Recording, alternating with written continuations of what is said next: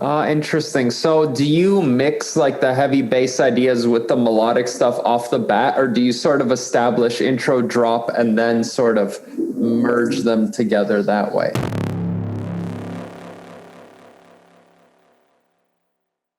Hey, so I was curious to get into a bit. I think the listeners would really appreciate this because I have a lot of sessions with students where they have trouble like articulating drops and ideas and overall arrangement of their songs. And I feel like that's one thing you do very well with the styles that you mesh together. Everything seems to flow together really nicely. And one thing that you brought up before is that you don't really use a template or anything like that all that often, but you know your techniques in and out really well, and you just kind of open up a project, pull up some operators, maybe a serum, and you just run it from scratch every time. Do you want to talk a bit about like your workflow and kind of how you approach music and why you prefer to just start from blank slate and move that way every time?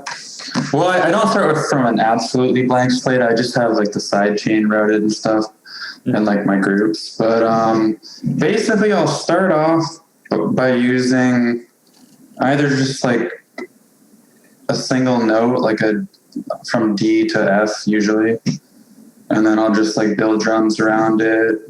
And then I'll look through samples. I'll toss like a melody sample, but I'll put like an auto pan or an auto filter on, so it's not really a sample anymore. It's just kind of like the like eerie notiness of it. I don't know how to really explain it, but you get like the tones, but you don't get the like sample, if that makes sense. And then once you start hearing tones, you just like add other tones. Cause I'm not really like a music theory type of person. I'll just like, if I have a D, I'll be like, ooh, an A sounds good on top of that. Ooh, F sounds good on top of that. And that's just like what I do to build. And then once I get my full arrangement down, that's when I start going ham on like actually making the sounds and stuff. Mm-hmm. Like usually I'll do like an intro with one sound, the drop with like just the sub and the drums with like maybe one bass. Like break down at another drop, and then I'll really start flipping everything around once like the skeleton's in shape.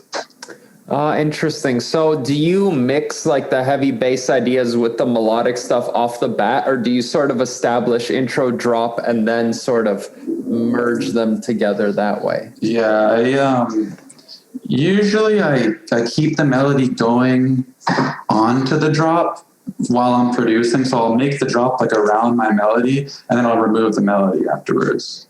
Okay. That's a really cool way to get continuity, because I think that's a lot of where tons of producers that are coming up get stuck. It's like, okay, cool, I made this cool intro, and then I came over here and I made this drop, and then I pressed play and let it go from A to B, and that doesn't make any sense.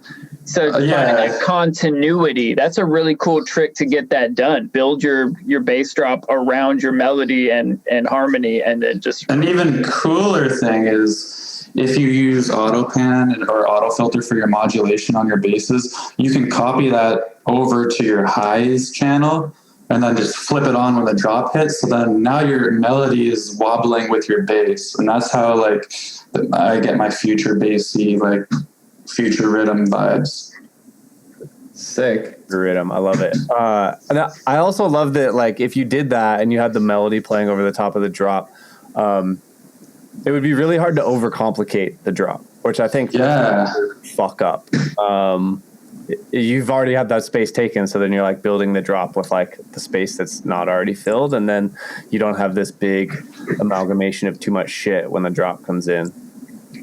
As long as my sub and drums are hitting perfect, that's right.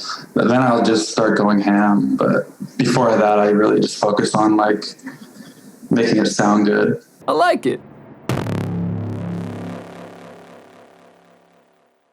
What's up, humans? It's Luke, your friendly neighborhood trap Jesus. Thanks so much for watching the podcast, checking out our videos. We truly appreciate you. So, Rip Kenny, Tesco, and myself got you a gift. We made you a free sample pack. It's got basses, it's got FX, it's got crazy percussion and Foley sounds, and it's free. It's all yours. Just click the link in the description below. Also, make sure to hit that subscribe, hit that like button, and share this with your friends. We appreciate you. Peace out and peace among worlds.